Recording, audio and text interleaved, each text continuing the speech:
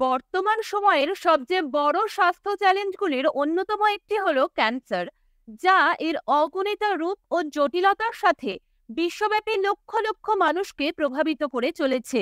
ক্যান্সারের গবেষণা, প্রতিরোধ এবং রোগের যত্নে অগ্রগতির জন্য এই জটিল সমস্যার উপর আলোকপাত করার লক্ষ্যে প্রতি বছর ৪ ফেব্রুয়ারি পালিত হয় বিশ্ব ক্যান্সার দিবস। ২০২২ থেকে ২০২৪ পর্যন্ত ongoing theme for World Cancer Day হলো Close the Care Gap, Everyone Deserves Access to Cancer Care।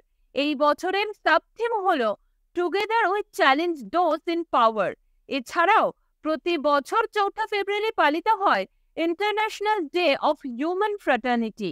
ঐক্যের সৌন্দর্য এবং বৈচিত্র্যের মধ্যে পাওয়া শক্তির একটি শক্তিশালী অনুস্মারক হিসেবে কাজ করে এই দিনটি ঘৃণা ও সংঘাত কাটিয়ে উঠে বিশ্বব্যাপী সংহতি, পারস্পরিক বোঝাপড়া এবং সহানুভূতির ওপর গুরুত্ব দেয়।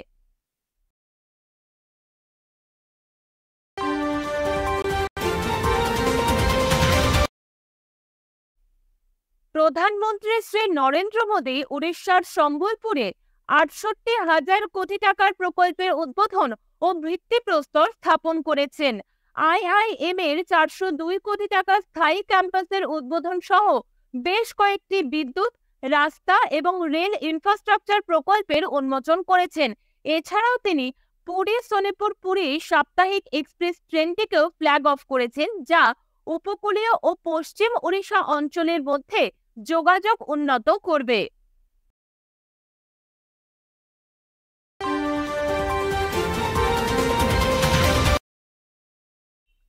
রবিবার শ্রীলঙ্কার ৭৬তম স্বাধীনতা দিবস উদযাপনের পূর্ব মুহূর্তে ভারতীয় নৌবাহিনীর সাবমেরিন INS কারেন্ট কলম্বো বন্দরে পৌঁছেছে। এই সফর ভারত ও শ্রীলঙ্কার মধ্যে শক্তিশালী সামুদ্রিক সম্পর্কের প্রতীক। সাবমেরিনটিকে শ্রীলঙ্কার নৌবাহিনী নৌরীতি মেনে স্বাগত জানিয়েছে।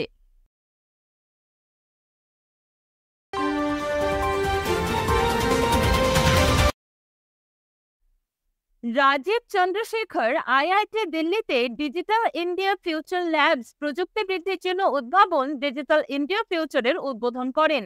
২০১৫ সালে ডিজিটাল ইন্ডিয়া প্রোগ্রাম চালু হবার পর থেকে নতুনত্বের জন্য ABS হলো স্থাপত্যের চূড়ান্ত অংশ।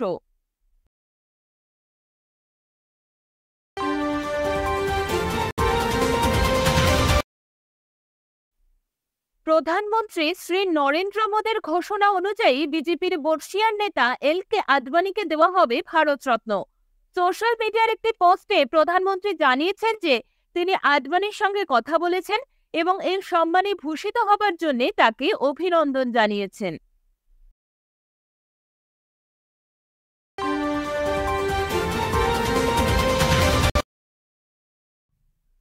আয়ুষ্মান ভারত প্রধানমন্ত্রীর জন আরোগ্য যোজনা বাস্তবায়নকে জোরদার করার একটি গুরুত্বপূর্ণ পদক্ষেপে AIIMS দিল্লি এই বছরের ৩১শে মার্চের মধ্যে সমস্ত ব্লক ও কেন্দ্রগুলিতে আয়ুষ্মান সুবিধা কেন্দ্র স্থাপন করবে। এই সুবিধা কেন্দ্রগুলি ফ্ল্যাগশিপ স্বাস্থ্যসেবা প্রকল্পের অধীনে পরিষেবাগুলিকে আরও সহজ করার দিকে একটি গুরুত্বপূর্ণ পদক্ষেপ চিহ্নিত করে।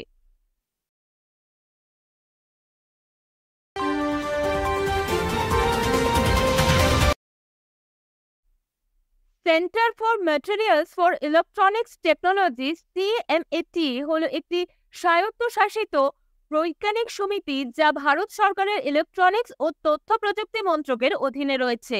এটি পুনেতে অবস্থিত এবং এখানে ৩টি R&D ল্যাবরেটরিজ রয়েছে। CMAT হায়দ্রাবাদের একটি অন্যতম প্রধান লক্ষ্য হল পরিবেশগতভাবে সুরক্ষিত ই-ওয়েস্ট রিসাইক্লিং প্রযুক্তির বিকাশ করা।